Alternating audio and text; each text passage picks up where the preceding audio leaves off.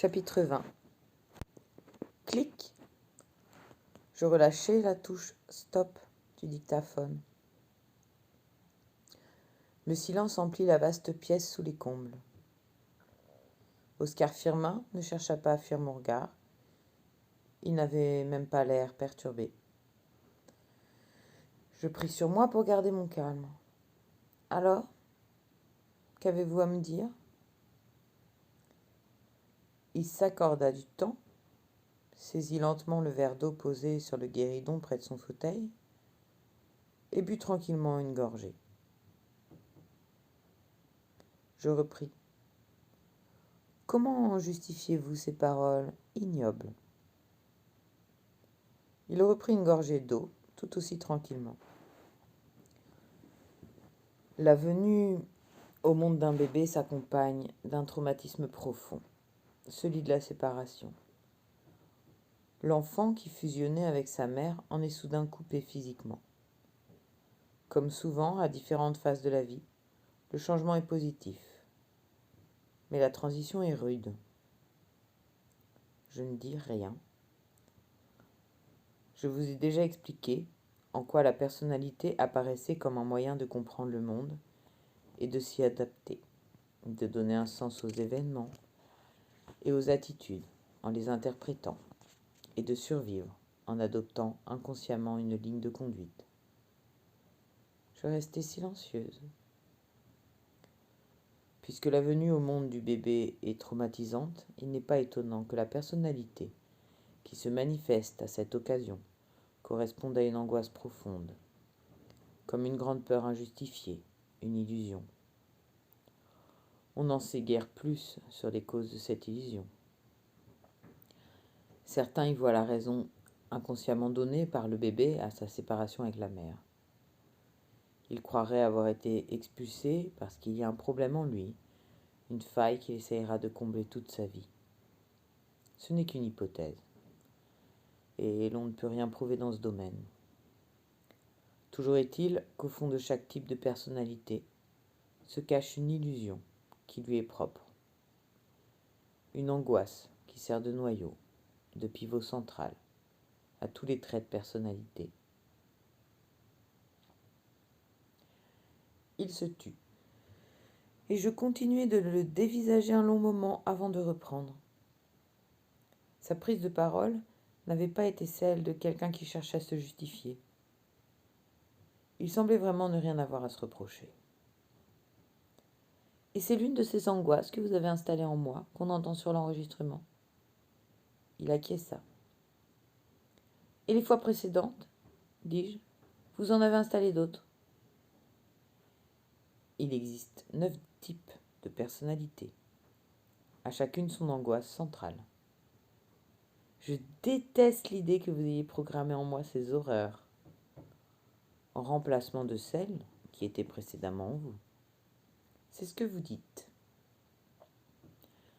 Il leva les épaules et les sourcils, en prenant une grande inspiration, dans un geste d'impuissance. C'est ainsi. Je me sentais enfermée, comme prise dans un piège qui me privait de toute liberté. Je veux que vous retiriez tout ça, toutes ces peurs, ces angoisses, ces illusions qui font souffrir. Il eut un petit sourire triste.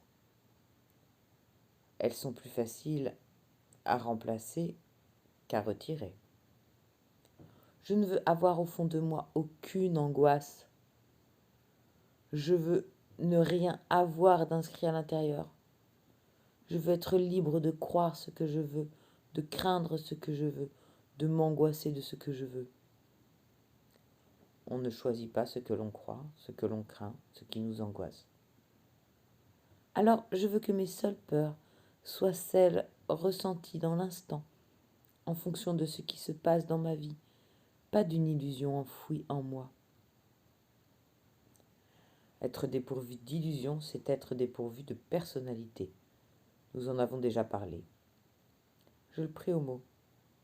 Très bien. Dans ce cas, j'accepte d'en être dépourvu. Mes mots semblèrent résonner dans la grande pièce. Il prit une gorgée d'eau, puis garda le verre à la main. Mais moi, Je n'ai pas le pouvoir de vous retirer toute personnalité. Dans ce cas, qui l'a ? Il me regarda un long moment en silence avant de répondre. Vous. Comment ça ? Vous seul avez ce pouvoir. Oh, cet homme se jouait vraiment de moi. Il avait un objectif caché, une intention que je ne connaissais pas, et je n'obtiendrais jamais de lui ce que je voulais. Il tirait les ficelles d'un jeu dont j'ignorais non seulement les règles, mais aussi le but. Je souhaitais 2 choses à cet instant précis. Me libérer de l'angoisse qu'il avait installée en moi et qui m'était inacceptable, et connaître toutes les ficelles de son jeu, tous les secrets de ce modèle de personnalité dont il jouait et dont je ne supportais plus d'être l'objet. Dites-moi, quels sont les 2 derniers types de personnalité du modèle ?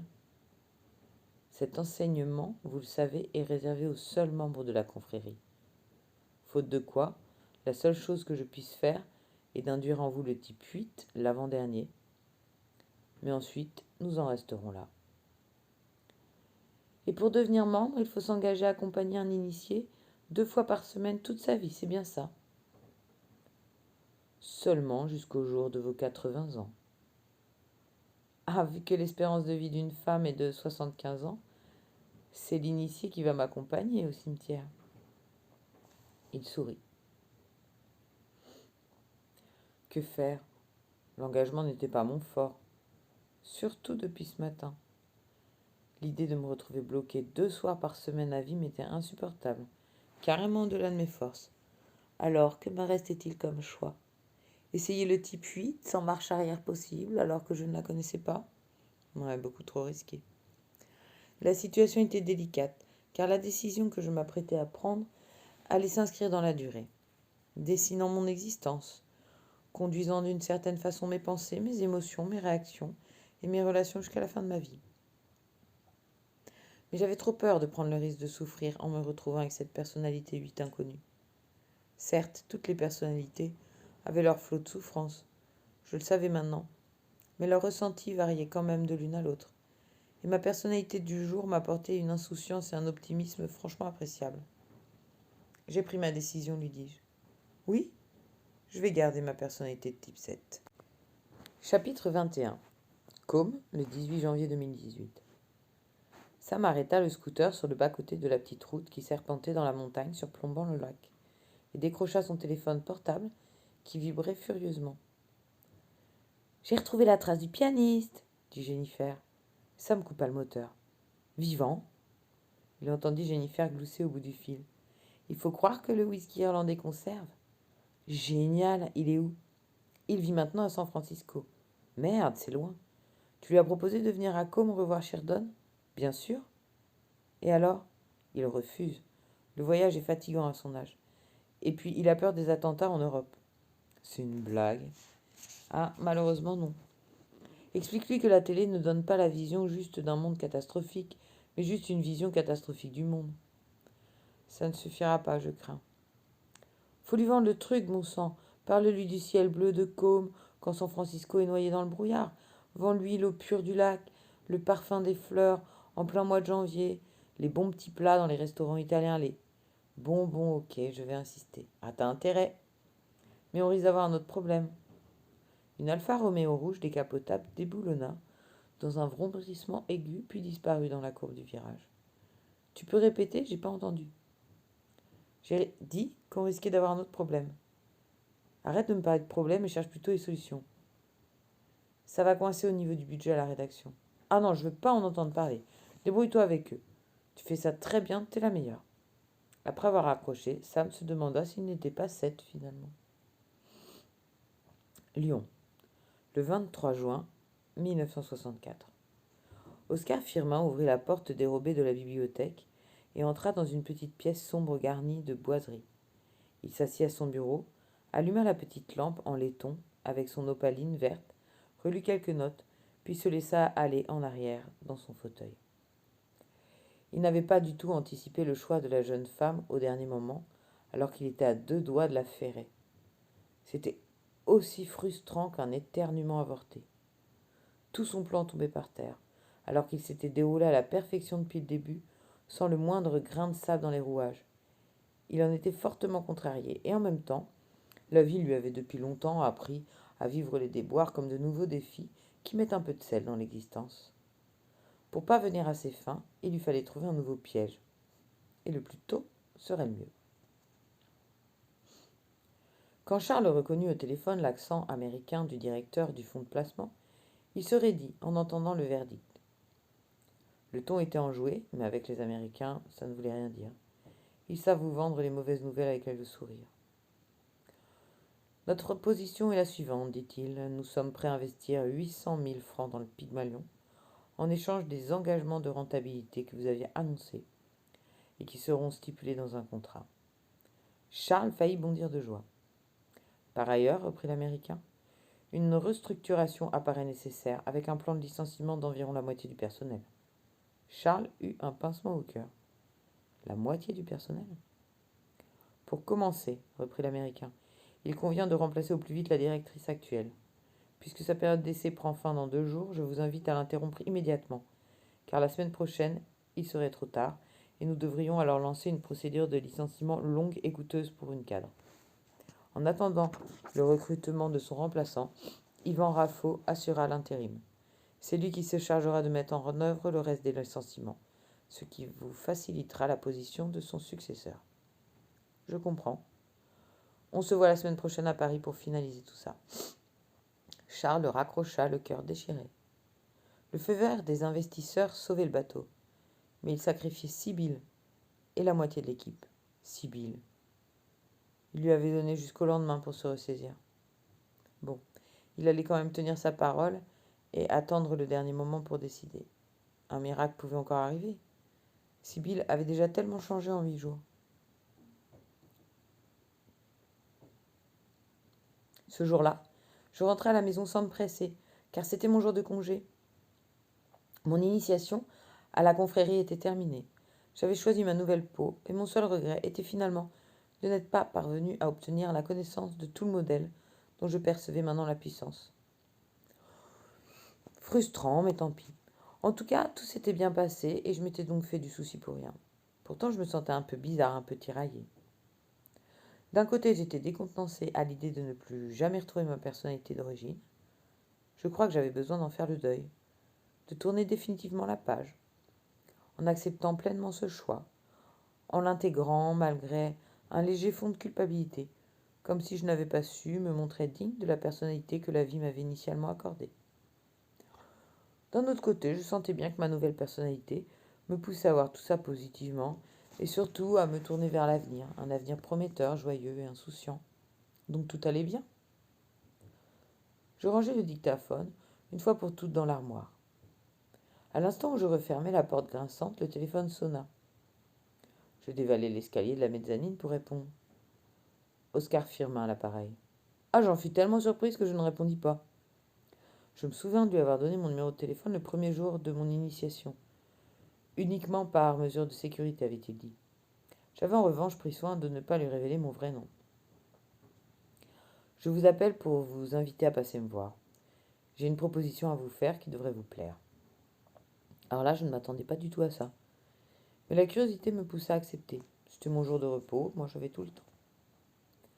C'est ainsi que je me retrouvai une nouvelle fois assise dans ce grand fauteuil de cuir brun qui lui faisait face dans la vaste pièce peuplée d'orchidées, où la lumière tombait de la lucarne du plafond entre les vieilles poutres de chêne entremêlées. Il n'y avait plus d'enjeu pour moi et j'étais détendue comme jamais je ne l'avais été à sa présence. J'ai beaucoup réfléchi à votre situation, dit-il.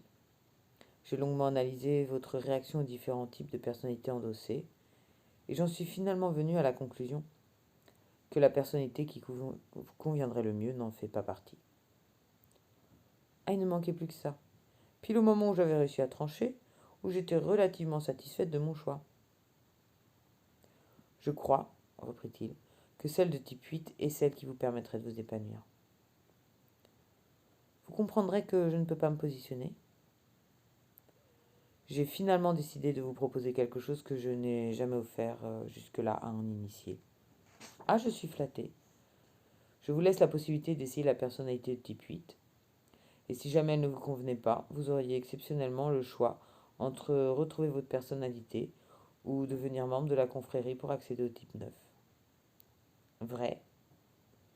Le maître acquiesça. Je le vis naturellement comme une occasion en or. Qu'avais-je à perdre? Rien. Je gagnais juste l'opportunité d'avoir mieux, à en croire Firmin, et accessoirement de découvrir un élément de plus du modèle, ce qui me ferait gagner en pouvoir. Banco. Je réalisais alors avoir laissé mon dictaphone à la maison. En revanche, dis-je, je veux connaître à l'avance l'illusion d'angoisse que vous allez installer en moi. Je vous la communiquerai, mais après, sinon l'induction échouera. Dès ma sortie de transe, je me sentis en pleine forme, les pieds bien ancrés dans le sol, comme si j'y puisais mon énergie. Je rentrais chez moi à pied. J'avais envie de marcher, de me dépenser, et la grande montée de la Croix-Rousse me semblait aussi facile à gravir qu'un rocher Souchard à avaler. D'ailleurs, j'avais bien envie de chocolat, de bon chocolat. Il y avait une boutique voisin dans le quartier. Un bon gros sachet, voilà ce qu'il me fallait. Un petit détour et je me retrouvais devant le magasin. Il y avait une longue file d'attente à l'intérieur, l'approche de la fête des pères. Bon, hors de question de me ranger dans la queue avec tout le troupeau. Je contournai la file et m'adressai à la première vendeuse qui avait fini de servir un client. Une petite jeune toute maigrichonne. Je vais vous prendre un petit sachet de truffes, lui dis-je. Ah, je suis désolée, mais il faut faire la queue, osa-t-elle me dire en désignant le bout de la file. Ah non, ce n'était pas une gamine qui allait me donner des ordres. Je haussai nettement le ton. Non, je ne vais pas faire la queue pour un petit sachet, alors que tous ces gens attendent pour composer des boîtes, voyons. Elle se mit à rougir et j'eus la satisfaction de l'entendre bégayer. Non, mais enfin. Je haussai alors le ton, parlant cette fois franchement fort. D'ailleurs, ça ne dérange personne, n'est-ce pas? Criai-je en défiant les clients du regard. Les gens secouèrent la tête ou baissèrent les yeux. Vous voyez bien? La jeune vendeuse, maintenant rouge cramoisie, obtempéra et me donna un sachet de truffes. Vous ajouterez aussi un sachet de praline et puis tenez une boîte de chocolat mélangé noir et lait. Mais mettez surtout des noix. Je sortis de la boutique satisfaite. Une fois à la maison, la journée détente que j'avais planifiée me sembla ennuyeuse à souhait. Je préférais de loin l'action au repos. Et puisque j'avais une équipe à diriger et un défi à relever, il était hors de question de rester là à glandouiller. Bizarrement, d'ailleurs, la menace qui planait sur moi au travail était tellement stimulante qu'elle en était presque satisfaisante. J'avais plus l'âme d'un corsaire devant braver l'adversité que celle d'un capitaine au long cours, en rythme de croisière. La vie est un combat. Le refuser, c'est renoncer à vivre. Mieux valait se lancer dans la bataille et y prendre plaisir plutôt que de mourir en spectateur. Quelque chose me disait qu'au bateau, en l'absence du chat, les souris devaient danser tranquillement. Je décrochai donc mon téléphone et appelai le bureau. J'eus à tour de rôle en ligne les principaux membres de l'équipe et distribuai des directives et des instructions. De quoi les occuper en étant certaine qu'ils ne relâcheraient pas l'effort. Et je demandai à Catel de me préparer un reporting des résultats de chaque serveur. Au fait, dans quel état est l'évier de la salle de pause, lui demandai-je. Rempli de tasses sales comme d'habitude. Les tasses doivent être rangées, lavées à chaque fois. À partir de maintenant, je mettrai à la poubelle tout ce qui traîne dans l'évier. Fais passer le message à tout le monde de ma part.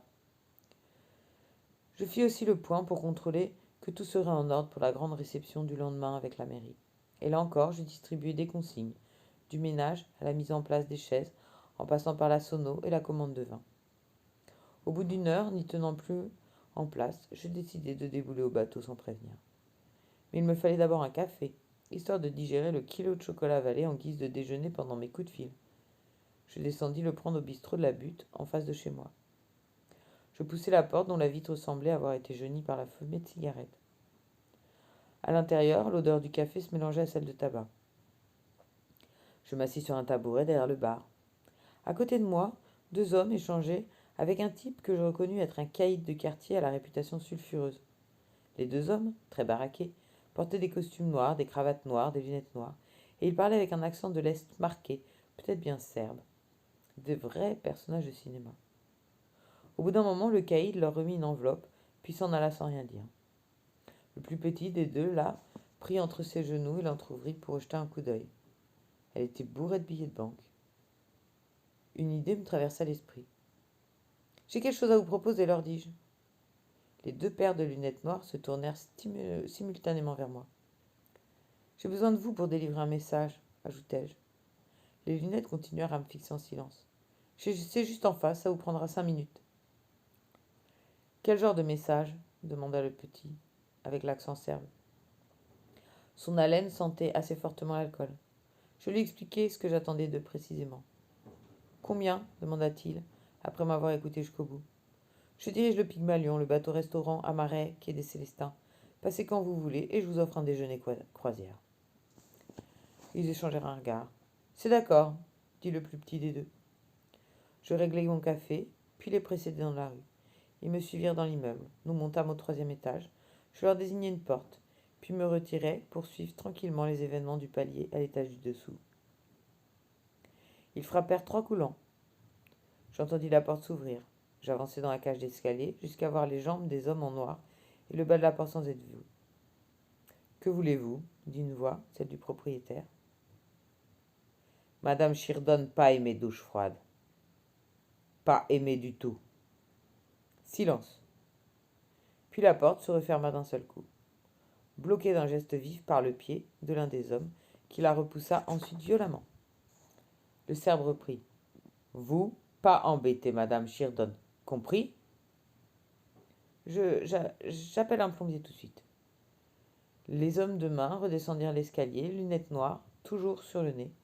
Au passage, je leur adressai, bien contente de moi, un signe de la main, pouce vers le haut.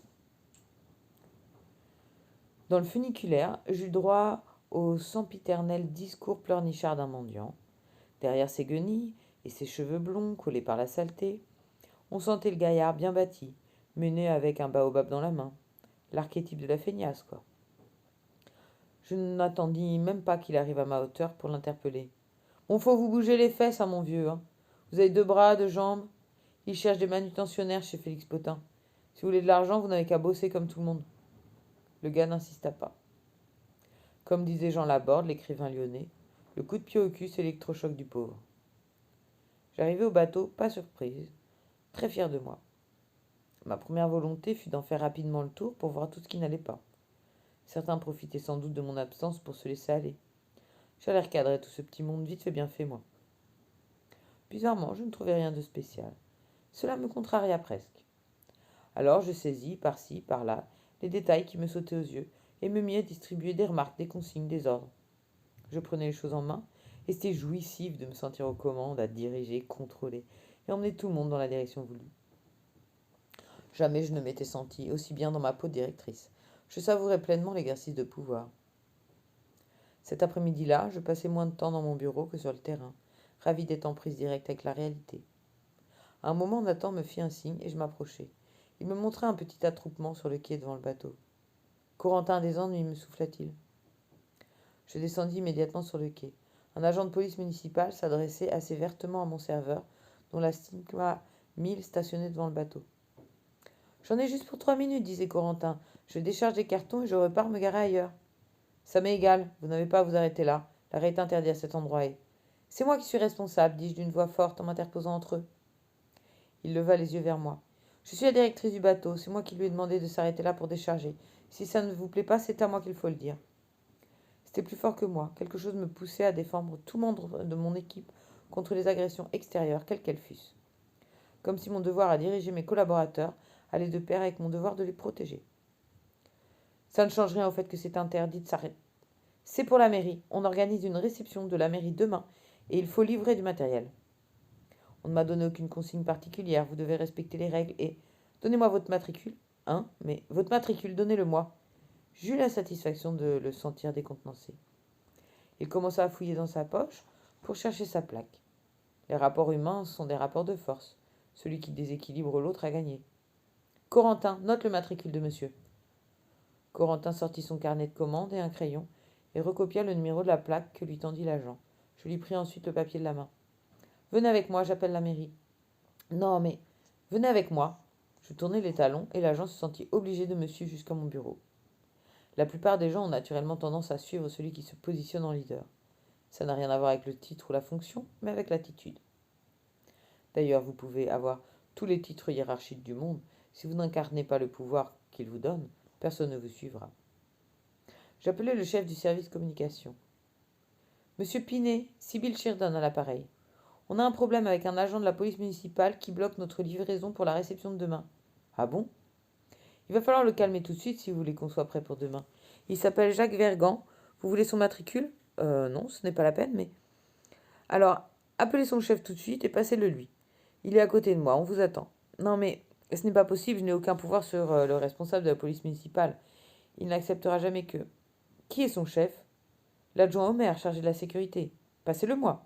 Non mais, d'ailleurs il n'est pas là aujourd'hui. Bon, eh bien, passez-moi son patron alors. Le patron de l'adjoint au... Oui, mais ce n'est pas possible, c'est le maire en personne. Très bien, alors passez-moi le maire. Mais vous n'y songez pas. Je ne vais pas appeler monsieur le maire de Lyon pour une histoire d'agent de police qui vous bloque et... Pas de livraison, pas de réception, à vous de voir. Ah mais vous ne pensez pas ce que vous dites, enfin. Est-ce que j'ai l'air de quelqu'un qui ne pense pas ce qu'il dit? Mais c'est inenvisageable d'annuler, vous m'entendez?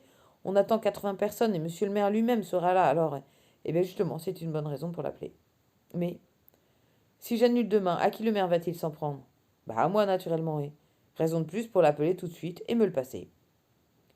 Une minute plus tard, j'avais le maire en ligne, je lui expliquai la situation, puis lui passer son agent de police qui, rouge de honte, bredouilla des excuses en bégayant.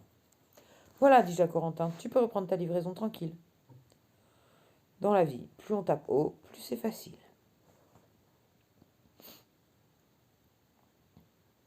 En quittant mon bureau, j'entendis des éclats de rire en provenance de la salle de pause. Je m'y rendis d'un pas serein et assuré. Bon, lançai-je à l'assemblée d'une demi-douzaine de collaborateurs, je sonne la fin de la récré. Je vous rappelle qu'on reçoit la mairie demain. Au boulot. Je vis soudain la pile de tasses sales dans l'évier. Ah, je vois que la consigne n'a servi à rien. J'ouvris la poubelle et entrepris de jeter toutes les tasses dedans. Non!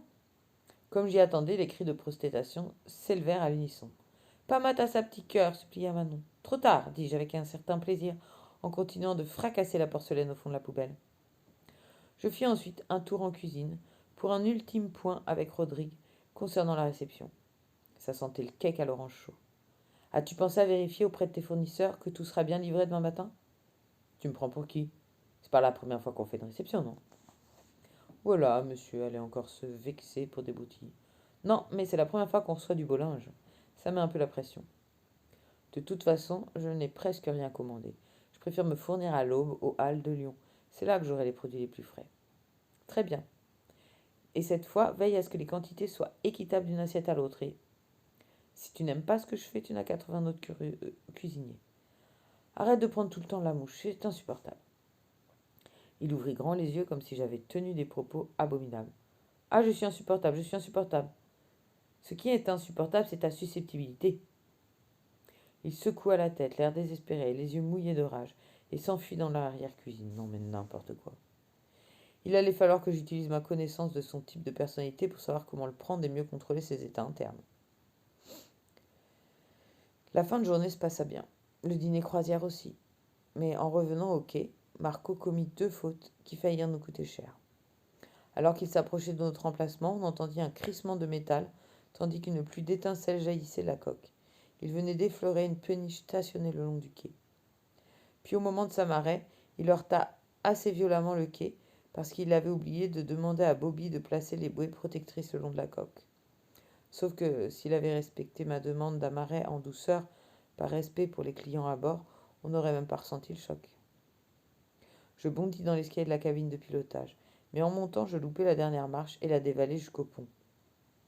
Catel s'approcha de moi. « Ça va, Sibylle ?»« Oui, pourquoi ?»« Bah, t'es tombée. »« Mais non, j'ai juste manqué une marche. » Je crois que c'était tellement important pour moi d'être forte que je niais tout ce qui pouvait s'apparenter à de la faiblesse. Au passage, je remarquai sa tenue déplacée. « Et demain, tu mettras une robe plus longue. C'est un restaurant, pas un club d'échangistes. Hein. » Je gravis de nouveau l'escalier et déboulai dans la cabine pour déverser sur Marco un torrent de reproches justifiés, auxquels j'ajoutai tout ce que j'avais accumulé depuis 3 mois, compensant d'un seul coup toutes les frustrations des non-dits anciennement motivés par la peur. Cela me fit beaucoup de bien, et quand j'eus fini de me défouler sur lui, je me sentis nettement mieux qu'avant. « Si vous payiez les gens correctement, finit-il par dire, pour seule défense, ils auraient peut-être envie de faire des efforts. Ça fait 3 ans que j'ai pas été augmenté. » Bien sûr, j'aurais pu dire la vérité, à savoir que nos moyens ne le permettaient pas. Mais c'était plus fort que moi, il m'était impossible de reconnaître mon impuissance. Une augmentation, ça se mérite. Mieux valait paraître injuste que faible. Et l'inflation, t'as pensé à l'inflation? Quand vous m'augmentez pas, ça revient à baisser mon salaire. Alors puisque tu le prends sur ce ton, moi je refuse de continuer si j'ai pas d'augmentation. Vous n'avez qu'à vous débrouiller sans moi. Il s'attendait sans doute à ce que je le retienne, comme d'habitude. Nul n'est irremplaçable, dis-je en quittant sa cabine. 1 heure plus tard, une Manon à moitié tremblante de peur entra dans mon bureau. C'est de la part de Marco, dit-elle timidement en me tendant une lettre manuscrite. Marco se déclarait en grève à partir de maintenant. Avec des fautes d'orthographe gros comme son cul, dis-je. Et il y en a une autre. Quoi? Rodrigue est rentré chez lui, il dit qu'il est malade. Pauvre petite chose. Il avait intérêt à revenir en forme le lendemain, sinon ma vengeance serait proportionnelle à sa mauvaise foi. Minable. L'absentéisme est la rébellion du faible. Je fus appelé Bobby dans la foulée. Demain, lui dis-je, c'est toi qui piloteras le bateau pour la croisière. Mais je ne sais pas piloter, moi. Ça fait 30 ans que tu traînes dans les jupes de Marco. Me dis pas que tu sais pas le faire. Mais n'empêche que je l'ai jamais fait. Eh bien, tu te débrouilleras. Bah ouais, mais j'ai pas le permis, moi. On s'en fiche. Pour faire 300 mètres sur la Saône, personne va te demander ton permis. Et puis on aura le maire à bord, alors si on nous embête. Bon, bah, si tu veux. Oui, je le veux. Je décidai de rentrer à la maison sans attendre la fin du concert.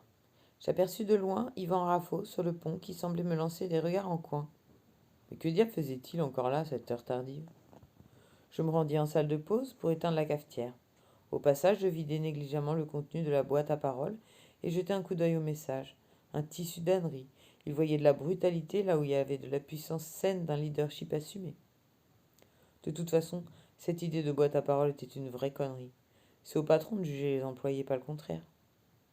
Autant demander aux élèves de noter les profs et aux malfrats les policiers.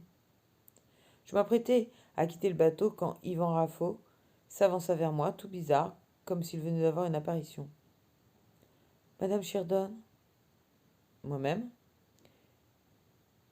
Il faut que je vous dise que je vous trouve très gentille. Vraiment pas le genre de compliment que j'avais envie d'entendre. Qu'est-ce que vous voulez? Je voulais vous dire que, même si je suis là pour vous auditer, je ne vous en veux pas des difficultés que vous rencontrez à ce poste depuis 3 mois. Ma contrariété se mua en colère. Je n'avais aucune envie de la compassion de ce gnome aux cheveux en brosse. De toute façon, reprit-il, ne vous en faites pas. C'est tout à fait normal qu'une femme n'arrive pas à réussir un poste de direction et... Mon sang ne fit qu'un tour, comme si j'en recevais subitement une grande giclée au cerveau. Qu'est-ce que vous me chantez là? En fait, j'ai bien analysé la situation et... En fait, je crois que je vous aime. Quoi? Oui, je veux vous épouser et... Là, rassurez-vous, tout sera plus simple pour vous. Vous voulez m'épouser? Avec moi, vous serez femme au foyer, bien à votre place. Beaucoup mieux, vous verrez. Je pris une profonde inspiration. Écoute, petit bonhomme. Je crois qu'il ne comprit pas un traître mot de ce que je lui dis ce soir-là, tellement cet imbécile était azimuté. Mais je lui avais quand même remis les idées en place, et il était reparti la queue entre les jambes bien calmé. Il ne m'embêterait pas de sitôt avec ses déclarations à la con. Il était 22h30 quand je revins à la maison, bien décidé à profiter de la soirée. Après tout, c'était mon jour de congé, et je me sentais en pleine forme malgré l'heure tardive. Mon chéri lisait dans le canapé, et j'avais bien envie de m'occuper de lui. Il y a un plombier qui est passé réparer le chauffe-eau, dit-il. Je pris une douche, et en me déshabillant, fus surprise de me découvrir le corps couvert de bleu. Ma chute dans l'escalier avait laissé quelques traces. Bizarre, je ne m'en étais pas rendu compte. Je ne m'étais pas du tout rendu compte, non, d'être amoché. Et surtout, je n'avais aucun souvenir d'avoir ressenti de douleur. Pourtant, les bleus étaient là, imparables, comme pour me rappeler que je n'avais pas écouté mon corps. La douche redoubla mon énergie et décupla ma libido. Je vins trouver mon amoureux, nu sous mon peignoir, et entrepris de le déshabiller. Il commença à protester qu'il n'avait pas fini son chapitre, mais comprit vite que sa résistance serait vaine. On va dans le lit, suggéra-t-il. En guise de réponse, je déboutonnai sa braguette avec un grand sourire. Il n'était pas habitué à me voir si entreprenante, et sa gêne avait quelque chose de la pudeur d'un jeune puceau assez touchante. Il se retrouva bientôt nu comme un ver, mais pas du tout à la hauteur de mes attentes. C'était bien la première fois qu'il me faisait défaut sur ce point. Je ne m'avouais pas vaincu pour autant, et avec la délectation de celle qui maîtrise les arcanes du plaisir, m'attelai à lui redonner sa superbe. Mais plus je prenais les choses en main, moins mon homme se montrait digne de la situation. Je finis par avoir pitié de lui. Allez, dis-je dans un élan de mansuétude, tu peux ranger ton curly.